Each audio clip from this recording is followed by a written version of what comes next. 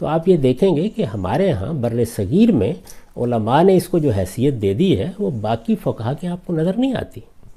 یعنی وہ زیادہ سے زیادہ یہ بات کہیں گے کہ اگر آپ نے داڑھی منڈوا لی ہے تو یہ مکروہ تنزیہی ہے، اچھی بات تھی نہ منڈواتے. کیا رسالت میں آپ صلی اللہ علیہ وسلم جب پیغمبر نہیں تھے اس وقت آپ کی داڑھی نہیں تھی؟ کیا اس کے بعد آپ نے رکھی؟ کیا صحابہ کرام کے ہیں یہ اس کے بعد تبدیلی آئی؟ تو یہ معلوم ہوتا ہے کہ اس زمانے میں مرد بالعموم داڑھی رکھتے تھے. علماء ہم دیکھتے ہیں تو ان کا ایک خاص حیت، خاص لباس، ایک داڑھی، ایک خاص قسم کی جامہ زیبی آپ کی بظاہر بھی اس سے مختلف نظر آتی ہے. اور اعتراض یہ کیا گیا ہے کہ داڑھی ہمیشہ سے انبیاء کی ایک سنت رہی ہے، لیکن آپ داڑھی کو سنت نہیں مانتے. یہیں سے آغاز کر لیتے ہیں. بسم اللہ الرحمن الرحیم. آپ کی بڑی عنایت ہے کہ آپ یہ سوالات اس طرح میرے سامنے رکھ رہے ہیں. میں دین کا ایک طالب علم ہوں. میرے ساتھ مسئلہ یہ ہے کہ میں جب شعور تو نہ یہ صورتحال تھی کہ میں ایک مذہبی گھرانے میں پیدا ہوا ہوں، مجھے بہرحال کسی مدرسے میں تعلیم پانے کا موقع ملا ہے، میں وہاں سے نکلا ہوں، اب مجھے دین ہی کی بات کرنی ہے. میرا پس منظر یہ تھا کہ میں ایک ذمہ دار گھرانے سے تعلق رکھتا تھا. میرے گرامی قدر والد ایک صوفی بزرگ تھے. میں نے ابتدا میں وہی چیزیں پڑھیں جو بالعموم تصوف کی تعبیر کو بیان کرتی ہیں. وہی شاعری، وہی ادب، وہی رومی، وہی عطار، وہی ثنائی، انہی چیزوں میں میری پرورش ہوئی. میرے سامنے مذہب جب میں شعور کی عمر کو پہنچا تو ایک چیلنج کے طور پر آیا. میں جو کچھ مانتا ہوں کیا یہ درست ہے؟ میں جس قوم میں پیدا ہوا ہوں کیا اس کے نظریات کی کوئی وقت ہے؟ یہ جو چیزیں مجھ سے مذہبی اعتقاد سے منوائی جاتی ہیں یہ اپنے پیچھے کوئی استدلال رکھتی ہیں؟ تو میرے لیے یہ تحقیق کا موضوع بنا. اسی وجہ سے میں ہمیشہ یہ کہتا ہوں کہ ہمارے ملک میں بہت سے علماء ہیں، لوگ جائیں ان سے استفادہ کریں. میں سب کی بہت عزت کرتا ہوں. میں دین کا ایک طالب علم ہوں. میں جب کسی چیز کے بارے میں گفتگو کرتا ہوں تو اصل میں اپنے طالب علمانہ سفر کو دوسروں کے ساتھ شیئر کر رہا ہوتا ہوں. میں نے جس چیز کو سامنے رکھ کے کیا ہے، یعنی مجھے دین کو سمجھنا ہے. ایک دن مجھے اس دنیا سے رخصت ہونا ہے، قبر میرے لیے تیار کی جائے گی. اگر کوئی اس کائنات کا پروردگار ہے تو مجھے اس سے ملاقات کرنی ہے. اس لیے دین سب سے پہلے میرا مسئلہ ہے، نہ یہ میرا پیشہ ہے، نہ مجھ پر کوئی پابندی عائد ہوتی ہے کہ میں اس کو لوگوں کے سامنے بیان کروں. میرے لیے تو سب سے بڑا مسئلہ یہی تھا کہ میں کہاں کھڑا ہوں. میرے سامنے جتنے سوالات اس وقت تھے ان میں سے ایک ایک کو میں نے موضوع بنایا، ان کو دیانتداری کے ساتھ سمجھنے کی کوشش کی. اس معاملے میں جو کچھ ماضی میں کہا گیا تھا یہ صحیح کی کہ میں اس کو پڑھوں، اس کو سمجھوں. میری یہ خوش قسمتی تھی کہ میں بچپنی سے عربی زبان سے واقف تھا، میں فارسی زبان سے بھی واقف تھا. مسلمانوں کا جو کچھ علم ہے اس علم تک رسائی میں کوئی رکاوٹ نہیں تھی.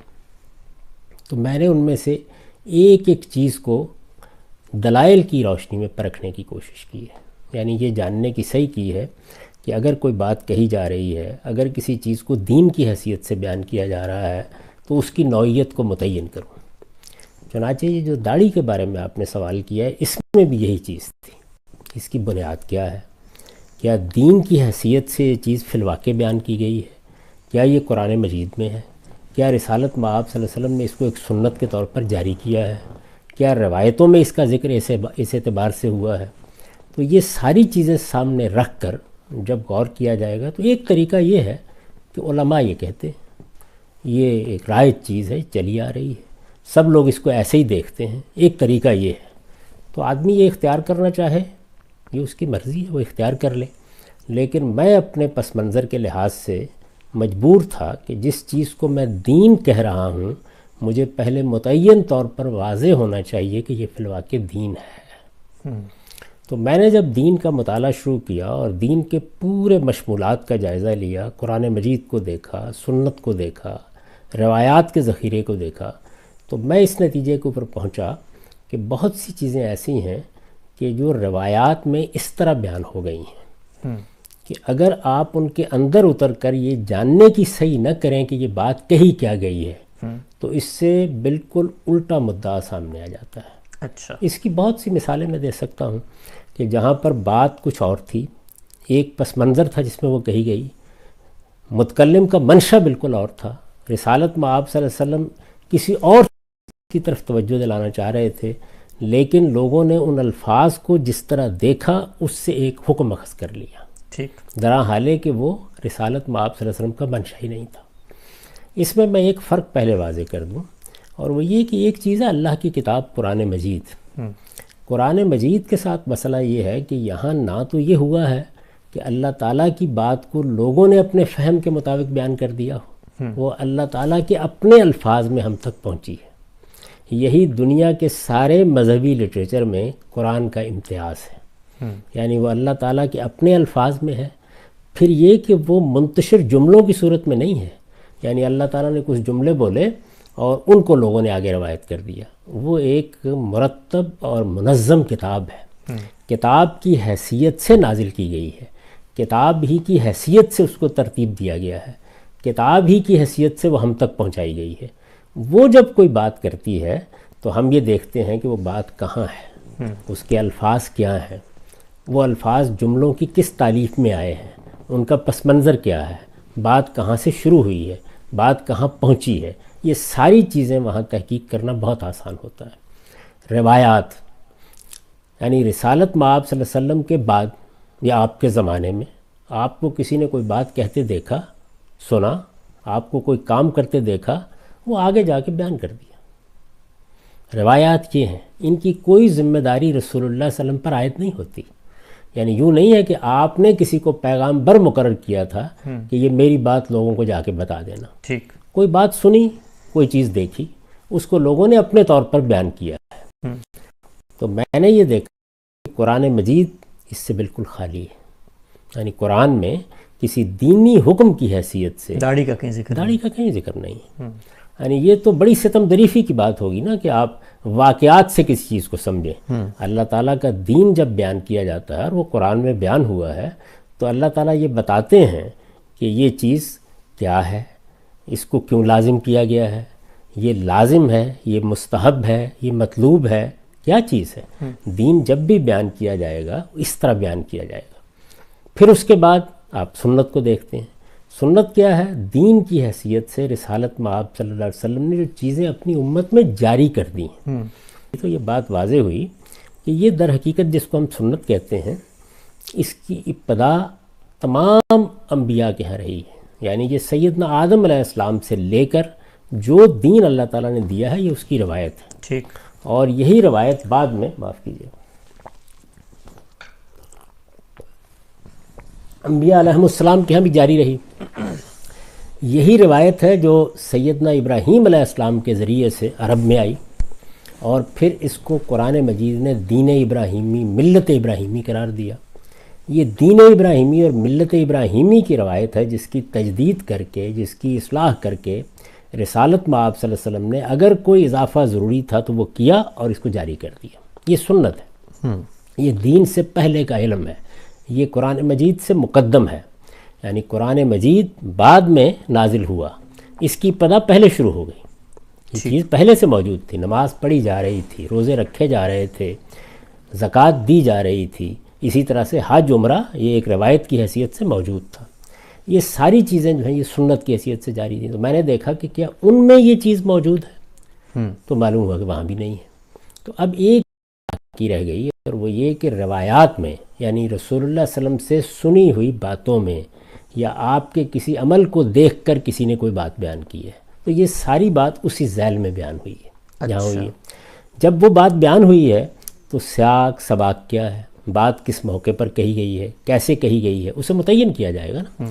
تو میں اس نتیجے پر پہنچا کہ رسول اللہ صلی اللہ علیہ وسلم جس وقت یہ بات فرما رہے ہیں کہ تم لوگ اپنی مونچھیں پست رکھو اور اپنی داڑھی بڑھاؤ، تو اس جملے کا مدعا کیا ہے، متکلم کے پیش نظر کیا بات ہے، یعنی آپ کیا فرما رہے ہیں. تو تمام روایات کو سامنے رکھ کر یہ بات واضح ہوئی کہ در حقیقت آپ ایک حیت یا ایک وضع پر تبصرہ کر رہے ہیں. ٹھیک، چونکہ پیغمبروں کی ہدایت میں یہ چیز کہ نہ آپ کے باطن میں تکبر کا کوئی شائبہ ہو، نہ آپ کی چال ڈھال میں، آپ کے انداز گفتگو میں، آپ کے رہن سہن کے طریقوں میں کوئی متکبرانہ چیز در آئے۔ تکبر بہت بڑا گناہ ہے۔ تو رسالت میں آپ صلی اللہ علیہ وسلم نے اس کے بعد دوسرے مظاہر پر تنقید کیا، قرآن نے بھی کی ہے۔ یعنی آدمی چلے کیسے، بولے کیسے۔ آپ دیکھیے قرآن نے بتایا ہے کہ اپنی آواز کا خیال رکھو، اپنی چال ڈھال کا خیال رکھو۔ جب تم دوسروں کے ساتھ معاملہ کرتے ہو تو اس میں دیکھو تمہارا رویہ، تمہارا انداز، تمہارا اسلوب گفتگو متکبرانہ نہیں ہونا چاہیے۔ تو ایک وضع قطع سامنے آتی ہے کہ بعض لوگ آپ نے دیکھا ہوگا کہ اپنی مونچھیں بہت بڑھا لیتے ہیں اور چھوٹی داڑھی رکھتے ہیں۔ یہ اوباشوں کی سی وضع قطع ہے، آج بھی ہے، آج بھی ہے۔ رسول اللہ صلی اللہ علیہ وسلم نے اس کو پسند نہیں فرمایا۔ تو جو پوری بات تھی وہ یہ کہی، یعنی داڑھی تو لوگ رکھتے تھے، ایک عام رواج تھا، اسی طرح مونچھیں بھی رکھتے تھے۔ اب اس میں جو چیز باعث تنقید بن گئی وہ مخصوص وضع تھی۔ تو حضور صلی اللہ علیہ وسلم نے اس وضع پر تنقید کی اور یہ بتایا کہ بھائی مونچھیں پست ہونی چاہیے، داڑھی کو بڑھانا چاہتے ہو تو بڑھا لو، داڑھی بڑھا لو، مونچھیں پست کرو۔ یعنی مخاطب جس وضع کو اختیار کیے ہوئے ہے اس کی غلطی آپ نے واضح کی۔ یہ ایسے ہی ہے کہ جیسے کوئی آدمی بال بکھرائے ہوئے سامنے آئے تو آپ یہ کہیں گے کہ بھائی اللہ تعالیٰ نے بال دیے ہیں تو بنا کر رکھو، سنوار کر رکھو۔ اس میں کسی چیز کے وجود پر استدلال نہیں کیا جا سکتا۔ تو میں نے جب یہ بات سمجھی اور اس کے بعد ایک دوسرا پہلو بھی سامنے آ گیا، اور وہ پہلو یہ تھا کہ دین کے پورے کانٹینٹ کا جب میں نے جائزہ لیا تو اندازہ ہوا کہ دین کا مقصد کیا ہے، تزکیہ۔ یعنی اللہ تعالیٰ نے اپنی اس اسکیم کے تحت کہ وہ اپنی جنت کے لیے لوگوں کا انتخاب کر رہا ہے، یہ معیار بنایا ہے کہ میں نفوس زکیہ کو، پاکیزہ نفوس کو انتخاب کروں گا۔ تو پاکیزگی کو سامنے رکھ کر دین میں تمام احکام دیے گئے۔ میں نے یہ دیکھا کہ وہ احکام تین طرح کے ہیں عبادات سے الگ۔ وہ کیا ہیں؟ یعنی بدن کی طہارت، خور و نوش کی طہارت، جو چیزیں ہم کھاتے پیتے ہیں، وہاں پر یہ قاعدہ بنا دیا گیا کہ طیبات کھائے جائیں گے، خبائث سے اجتناب کیا جائے گا۔ ٹھیک۔ اور اسی طرح سے اخلاقیات میں آپ معروف کو اپنائیں گے، منکر سے اجتناب کریں گے۔ تو گویا اخلاقی وجود کی طہارت، اس کو پاکیزہ بنانا یہ چیز ہے۔ اب یہ جب دین کا پورا کانٹینٹ ہے تو اس کے اندر کوئی چیز آ کے بیٹھے گی تو وہ دین قرار پائے گی۔ تو تکبر ظاہر ہے کہ ایک اخلاقی نجاست ہے جس سے میرے باطن کو بھی پاک ہونا چاہیے، ظاہر کو بھی۔ تو پیغمبر یہ کریں گے کہ اگر کسی کی وضع قطع میں، کسی کے لباس میں، کسی کے رہن سہن میں اس تکبر کا ظہور ہو رہا ہے تو اس پہ تنقید کریں۔ تو یہ ریلیشن بھی اس کے ساتھ واضح ہو گیا، یعنی یہ تعلق واضح ہو گیا۔ یہ دین کے کس حکم کو بیان کس حکم کو بیان کر رہی ہے؟ یعنی اللہ تعالیٰ نے جو ہمارے سامنے اخلاقی طہارت کے لیے ضروری چیزیں رکھی ہیں ان میں بہت بڑی چیز ہے یہ۔ آپ دیکھیے قرآن مجید کے الفاظ یہ ہیں کہ کوئی شخص جنت میں داخل نہیں ہو سکتا اگر وہ استکبار کا رویہ اختیار کرتا ہے۔ اونٹ سوئی کے ناکے میں داخل ہو سکتا ہے۔ یعنی مستکبرین کے لیے، تکبر کرنے والوں کے لیے جنت کے دروازے بند ہیں۔ یہ بہت بڑی بات ہے۔ اب ظاہر ہے کہ یہ جو تکبر ہے، یہ سرکشی جو انسان کے اندر پائی جاتی ہے، یہ اپنی انا کی پرستش، یہ انسان کی وضع قطع میں، زبان میں، اسلوب میں، بات میں، ہر چیز میں ظاہر ہوتی ہے۔ بالکل۔ تو اسی کو سامنے رکھ کر حضور نے یہ بات ارشاد فرمائی ہے۔ تو یہاں اب اختلاف کیا ہوا؟ اختلاف یہ ہوا کہ جو بات کہی گئی تھی میں اس کا انکار نہیں کر رہا، میں یہ بتانے کی کوشش کر رہا ہوں کہ وہ بات اصل میں تھی کیا۔ صحیح۔ اور یہ حدیث میں ناگزیر ہے۔ اس کی وجہ کیا ہے؟ وجہ یہ ہے کہ ایک طریقہ تو یہ ہے کہ آپ نے الفاظ کو لیا اور بس بیان کر دیا۔ ایک دوسرا طریقہ یہ ہے کہ آپ یہ دیکھیں کہ یہ الفاظ لوگوں نے سن کر بیان کیے ہیں، بالعموم وہ اس کو پارا پارا کر دیتے ہیں۔ یعنی ایک پوری بات کا ایک حصہ ایک جگہ رہ جاتا ہے، دوسرا حصہ دوسری جگہ رہ جاتا ہے۔ یہ پوری بات ہے کیا در حقیقت؟ اس کے بعد آپ تمام روایات کو اپنے سامنے رکھتے ہیں۔ تو اگر آپ ساری روایات کو سامنے رکھیں تو یہ بات بالکل واضح ہو جاتی ہے کہ یہاں ایک وضع قطع ہے جس کو موضوع بنایا گیا ہے۔ اس میں الگ سے کوئی حکم دینا پیش نظر ہی نہیں ہے۔ اب یہ میری تحقیق ہے، یہ میرا نقطہ نظر ہے۔ اس تحقیق کے لیے میں دلائل دے سکتا ہوں، یعنی یہ بتا سکتا ہوں کہ یہ قرآن کا موضوع نہیں ہے۔ دین کی حیثیت سے جو چیز بھی ہوگی، یا وہ بدن کی طہارت کو بیان کرے گی، یا وہ خور و نوش کی طہارت کو بیان کرے گی یا وہ اخلاق کی طہارت کو بیان کرے گی، اس کا اس سے کوئی تعلق نہیں ہے۔ یہ بات جن جملوں میں کہی گئی ہے ان میں پوری بات یہ ہے، یعنی ایک چیز سے روکا گیا ہے، ایک چیز کی طرف اس بات کے انداز میں توجہ دلائی گئی ہے، لیکن دونوں کا مجموعی تناظر اگر سامنے ہو تو اس سے وہ وضع قطع ہے جس کی اصلاح مقصود ہے۔ یہ فہم ہے روایت کا، اس فہم سے آپ اختلاف کر سکتے ہیں، شائستگی کے ساتھ، تہذیب کے ساتھ اختلاف کیجئے، اور اس کے بعد ذرا تھوڑی دیر کے لیے ایک نظر اہل علم کے اس معاملے میں اختلافات پر بھی ڈال لیجئے۔ مثلا شوافے کے ہاں اس کو کیا حیثیت دی جاتی ہے، مثلا مالکیہ کے ہاں اس کو کیا حیثیت دی جاتی ہے، تو آپ یہ دیکھیں گے کہ ہمارے ہاں بر صغیر میں علماء نے اس کو جو حیثیت دے دی ہے وہ باقی فقہا کے آپ کو نظر نہیں آتی۔ یعنی وہ زیادہ سے زیادہ یہ بات کہیں گے کہ اگر آپ نے داڑھی منڈوا لی ہے تو یہ مکروہ تنزیہی ہے، اچھی بات تھی نہ منڈواتے۔ میں جب اس کو دیکھتا ہوں ایک دوسرے پہلو سے، تو وہ دوسرا پہلو یہ ہے کہ رسالت میں آپ صلی اللہ علیہ وسلم نے داڑھی رکھی ہوئی تھی، صحابہ کرام کے ہاں یہ چیز موجود تھی۔ اچھا، لیکن یہ کیا کوئی ایسی انوکھی چیز تھی؟ کیا اس کو مذہبی حیثیت سے اپنایا گیا تھا؟ کیا رسالت میں آپ صلی اللہ علیہ وسلم جب پیغمبر نہیں تھے اس وقت آپ کی داڑھی نہیں تھی؟ کیا اس کے بعد آپ نے رکھی؟ کیا صحابہ کرام کے ہاں یہ اس کے بعد تبدیلی آئی؟ تو یہ معلوم ہوتا ہے کہ اس زمانے میں مرد بالعموم داڑھی رکھتے تھے۔ تو اگر آپ نے اس کو کوئی حیثیت دینی ہے دینی لحاظ سے تو وہ کیا ہوگی؟ وہ یہ ہوگی کہ میرے پیغمبر نے داڑھی رکھی ہوئی تھی، میں اپنے پیغمبر سے محبت کرتا ہوں، اس محبت کا اظہار میں آپ کی بہت سی باتیں اپنا کر بھی کر سکتا ہوں، تو یہ محبت کے دائرے میں تو اپنی ایک جگہ بنا لے گی۔ یعنی رسالت میں آپ صلی اللہ علیہ وسلم اٹھتے کیسے تھے، بیٹھتے کیسے تھے، آپ لباس کیا پہنتے تھے، ایک آدمی محبت کے ساتھ ان میں سے کسی چیز کو اپنانا چاہتا ہے، تو آپ کے یہ علم میں ہے کہ یہ محبت ایک ایسی چیز ہوتی ہے جس کی آپ نفی نہیں کر سکتے، یہ پیدا ہوتی ہے، یہ ماں کے لیے ہوتی ہے، باپ کے لیے ہوتی ہے، یہ لیڈروں اور رہنماؤں کے لیے ہوتی ہے، یہ علماء کے لیے ہوتی ہے، یہ مشائخ کے لیے ہوتی ہے، تو یہ خدا کے پیغمبر کے لیے کیوں نہیں ہوگی؟ تو اس کا اظہار بعض اوقات آپ کی کسی چیز کو اپنانے میں ہو جاتا ہے۔ اس لحاظ سے میں اس کو ایک محبوب چیز سمجھتا ہوں۔ جتنی اللہ تعالیٰ نے مجھ کو دی ہے وہ میں نے بھی رکھی ہوئی ہے، لیکن یہ کہ یہ دین میں کوئی سنت ہے، دین میں کوئی مستحب عمل ہے، دین میں کوئی واجب چیز ہے، دین میں کوئی فرض ہے، یہ جس طرح کہ میں نے عرض کیا تحقیق اور تنقید کے معیار پر یہ باتیں پوری نہیں اترتی۔ یعنی اس کو دین بننے کے لیے یہ ضروری تھا کہ قرآن مجید نے دین کے جو مبادی متعین کر دیے ہیں یہ ان سے نکل کر حکم آتا۔ صحیح۔ یہ ضروری تھا کہ اگر یہ کوئی سنت تھی جس کو جاری کیا گیا تھا تو یہ تمام انبیاء کے ہاں اسی طرح بیان ہوتی، رسالت میں آپ صلی اللہ علیہ وسلم اس کو اسی طرح جاری کرتے۔ یہ روایات میں جس طریقے سے زیر بحث آئی ہے وہاں یہ ضروری ہے کہ یہ سمجھا جائے۔ یعنی کسی موقع پر یہ ہے کہ اچھا فلان لوگوں کے ہاں اگر یہ بدعت پیدا ہو گئی ہے کہ وہ فلان چیز کو اس طرح کرتے ہیں تم ایسے کر لیا کرو۔ اگر آپ ابو امامہ باہلی کی روایت کا مطالعہ کریں تو اس میں بالکل دوسری تصویر سامنے آتی ہے، کئی چیزیں ہیں اس میں کئی چیزیں ہیں۔ یعنی انصار کے بوڑھے بیٹھے ہوئے ہیں، رسالت میں آپ صلی اللہ علیہ وسلم سے پوچھتے ہیں کہ تم لوگوں نے داڑیاں سفید سفید ہیں، کوئی خضاب کیوں نہیں لگایا؟ وہ یہود کی ایک بدعت کا ذکر کرتے ہیں، آپ فرماتے ہیں کہ تم اس کے خلاف کیا کرو۔ اسی طرح کا معاملہ داڑھی کے بارے میں زیر بحث آ گیا اور چیزوں کے بارے میں زیر بحث آ گیا۔ تو بعض موقعوں کے اوپر ایسا ہوتا ہے کہ کسی وضع قطع کو لوگ دین بنا لیتے ہیں۔ آپ یہ جانتے ہیں کہ جو 5 چیزیں اللہ تعالیٰ نے خور و نوش کی چیزوں کے علاوہ حرام قرار دی ہیں ان میں ایک بہت بڑی چیز یہ ہے کہ تم اللہ پر افطرا کرو۔ ہمارے ہاں ہوتا کیا ہے کہ لوگ بعض چیزوں کے بارے میں جب ایک رائے قائم کر لیتے ہیں تو وہ یہ نہیں دیکھتے کہ جس طرح یہ ضروری ہے کہ اگر کوئی دین کی بات ہے تو آپ اس کو چھوڑیں نہیں، اسی طرح یہ بھی بہت ضروری ہے کہ اگر دین میں کوئی بات غلط داخل کر دی گئی ہے یا اس میں افراط و تفریط ہو گئی ہے یا بات کا جتنا وزن تھا اس سے زیادہ دے دیا گیا ہے تو اس کی بھی تصحیح کریں۔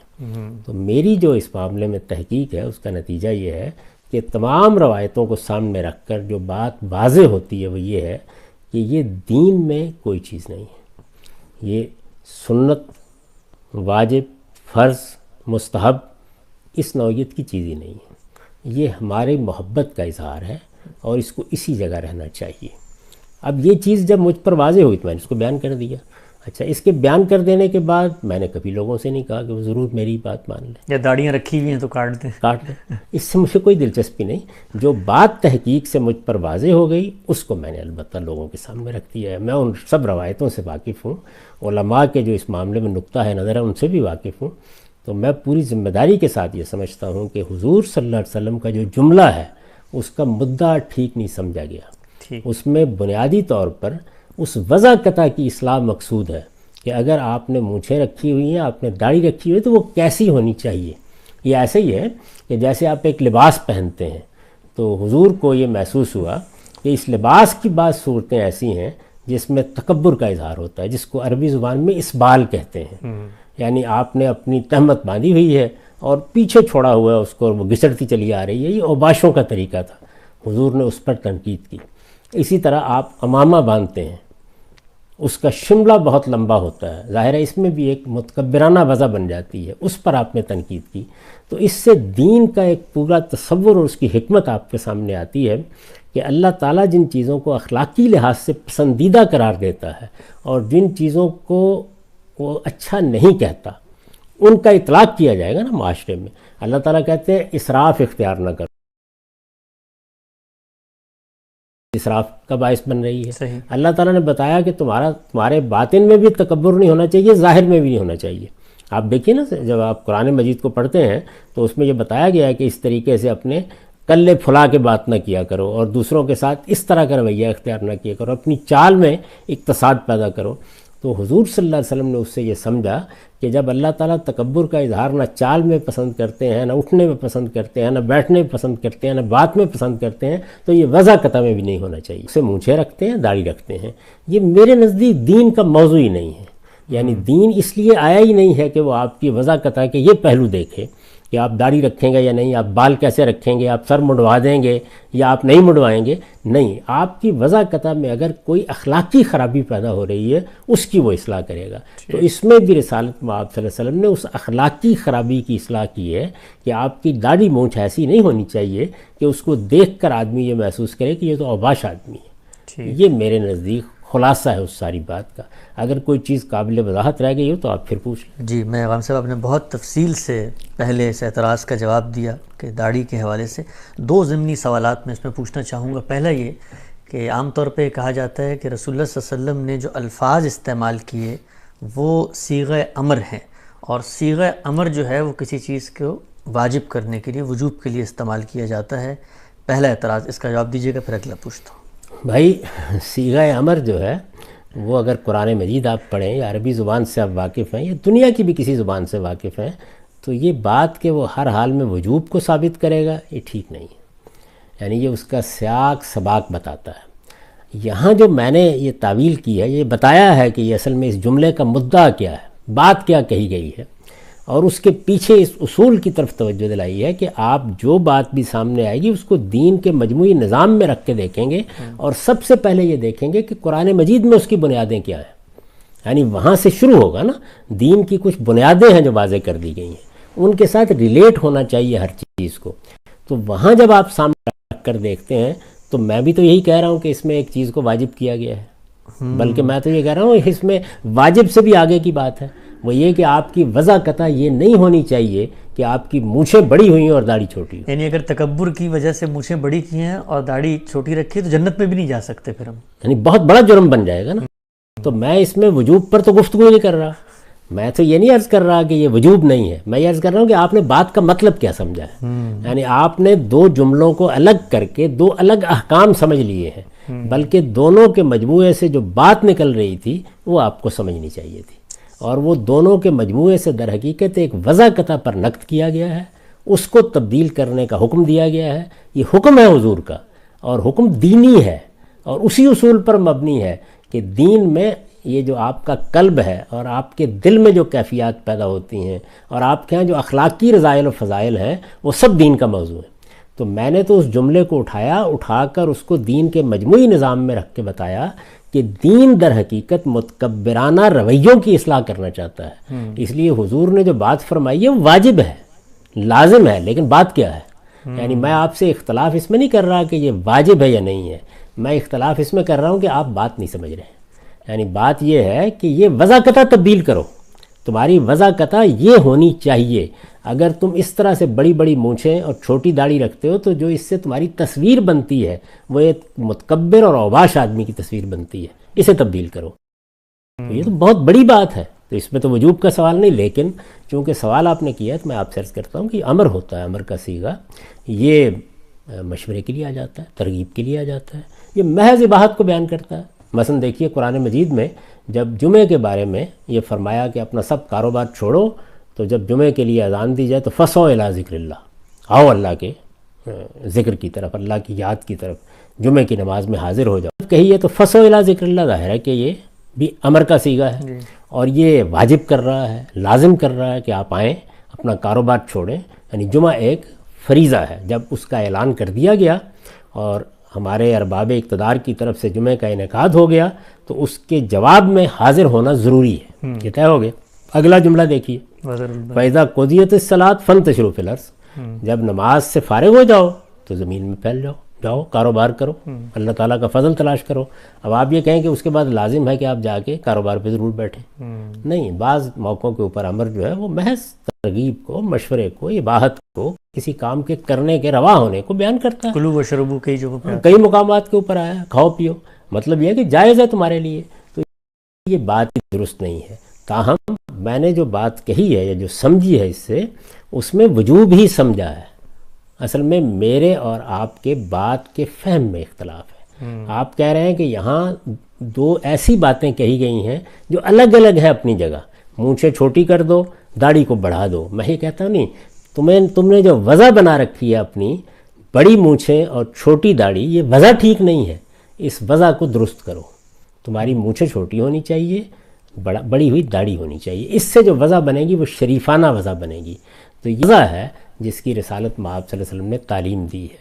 اگر آپ نے یہ وضع بنائی نہیں رکھی ہوئی تو یہ حکم، یہ ہدایت آپ سے متعلق ہی نہیں ہے۔ بالکل ٹھیک ہے۔ اچھا ہم صاحب، دوسرا ضمنی سوال اس پہ یہ ہے کہ لوگ عام طور پہ یہ کہتے ہیں کہ ایک زمانے تک آپ کی بھی وہی رائے تھی جو علماء کی رائے تھی کہ یہ داڑھی جو ہے انبیاء کی ہی سنت ہے اور اسی لحاظ سے مسلمان معاشرت میں لوگوں کو یہ رکھنی چاہیے ہے۔ تو جب آپ کی یہ رائے تھی تو کن بنیادوں پر تھی؟ اور اب تو خیر آپ کی رائے اگر تبدیل ہوگی، ان کی بنیادیں تو آپ نے واضح کر دی ہیں، تو اس وقت کس بنیاد پہ آپ یہ کہتے تھے؟ میں نے ابھی آپ سے عرض کیا کہ میں ایک مسلمان گھرانے میں پیدا ہوا۔ اس مسلمان گھرانے میں پیدا ہونے کے بعد ظاہر ہے کہ میرا اگر دین کی طرف رجحان ہوگا تو سب سے پہلے میں اسی دین کو سمجھوں گا جو علماء بیان کرتے ہیں۔ میرے زمانے میں میرے قریب جو اہل علم ہوں گے، جن کی کتابیں میں پڑھوں گا، جو کچھ وہ کہیں گے اسی کو اختیار کروں گا نا۔ اب ایک صورت یہ ہے کہ آپ نے وہ پڑھ لیا، آپ نے وہ جان لیا، آپ اسی پر زندگی میں قائم رہے، دنیا سے رخصت ہو گئے۔ میں نے بدقسمت یہ فیصلہ کر لیا کہ نہیں، میں ایک ایک چیز کو جانچوں گا۔ اسی لیے میں اپنے کام کے بارے میں بھی ہمیشہ یہ کہتا ہوں کہ یہ مسلمانوں کے مذہبی فکر کی ریکنسٹرکشن کا کام ہے۔ یعنی مجھے یہ طے کرنا تھا کہ کیا جو کچھ بیان کیا گیا ہے میں اس کو قبول کر لوں یا میں اس سارے ذخیرے کا دوبارہ جائزہ لوں۔ تو یہ جائزہ لینے کا عمل ظاہر ہے کہ برسوں میں مکمل ہوا ہے۔ تو اس دوران میں میں کسی غار میں نہیں چلا گیا تھا، فارغ بھی نہیں بیٹھ گیا تھا۔ جو کچھ بھی دین تھا اس کو میں بیان بھی کرتا تھا، یعنی جو سمجھا تھا میں نے، اور اس دین پر عمل بھی کرتا تھا۔ جیسے جیسے کسی چیز کی غلطی واضح ہوتی چلی گئی میں نے اس کو بیان بھی کرنا شروع کر دیا اور لکھ بھی دیا۔ تو مجھے یہ بتائیے کہ اس سے مختلف کیا صورت ہوگی؟ اگر کل کو کوئی لوگ تحقیق کریں گے تو وہ بھی یہیں سے شروع کریں گے۔ آپ کے جو جلیل القدر ائمہ ہیں ان سب نے اپنی زندگی کی ابتدا یہیں سے کی، یعنی انہوں نے اپنے اساتذہ سے جو دین سیکھا، جس طرح پہلے علماء نے ان کو بتایا، انہوں نے وہاں سے زندگی شروع کی، اس کے بعد تحقیق کا عمل جاری ہوا۔ اگر ایسا نہ ہوتا تو مجھے یہ بتائیے کہ یہ امام شافعی جو امام مالک کے بھی شاگرد ہیں اور امام محمد کے بھی شاگرد ہیں، اس کے بعد وہ مکے میں تھے تو ان کی اور آراء تھیں، وہ جب بغداد میں آئے تو ان کی اور آراء تھیں، وہ مصر میں گئے تو اور آراء تھیں۔ یہ کیوں ہوا؟ اس لیے کہ ایک زندہ انسان کی طرح وہ لوگ تحقیق کرتے تھے۔ ہم نے اس کا دروازہ بند کر رکھا ہوا ہے۔ ہمارے علماء نے یہ اصول اختیار کر لیا ہے کہ جو کچھ ہم نے اپنے بزرگوں سے سنا ہے، اپنے اکابر سے سنا ہے، اس کو ہم چیلنج نہیں کریں گے۔ تو میں تو یہ کہتا ہوں کہ میں نے یہ کام کیا ہے اور میرے نزدیک یہ دور حاضر کی ناگزیر ضرورت ہے۔ یعنی اس وقت آپ اس دنیا میں جی رہے ہیں، اس میں یہ لازم تھا کہ انسانی فہم کا جائزہ لیا جائے۔ دیکھیے، ایک چیز ہے اللہ کا دین اور ایک دوسری چیز یہ ہے کہ انسانوں نے اس دین کو کیسے سمجھا۔ تو قرآن مجید کی کوئی آیت ہے کس طرح سمجھی، غور کریں گے، اگر سنت کا کوئی فہم ہے تو اس کو بھی دوبارہ دیکھیں گے. اسی طرح کا معاملہ روایات میں ہوگا، یعنی ایک ایک چیز کو دوبارہ دیکھا جائے گا کہ وہ دلیل کی بنیاد کے اوپر قابل قبول ہے یا نہیں ہے. یہ کام چونکہ میں نے کیا ہے اور یہ ایک دن میں نہیں ہو گیا، اس میں برسوں لگے ہیں. تو اس میں میری بہت سی ایسی چیزیں ہیں کہ جو آپ ماضی میں جا کے دیکھیں گے تو وہ وہی تھیں جو عام طور پر اہل علم بیان کرتے ہیں. جب اس کی غلطی مجھ پر متعین ہو کے واضح ہو گئی تو پھر میں نے اس کو لکھ دیا. اب تو آپ جانتے ہیں کہ 2007 میں میری کتاب میزان شائع ہوئی ہے، اس میں نے پورے دین کو اپنی تحقیق کے مطابق بیان کیا ہے. پھر ایک مرتبہ پوری کتاب پر نظر ثانی کی ہے اور اس کا پھر نظر ثانی شدہ ایڈیشن شائع ہوا ہے. اگر آپ غور کر کے دیکھیں تو خود اپنی تحقیقات پر نظر ثانی کرتے ہوئے میں نے بہت سی چیزوں میں تبدیلیاں کی ہیں.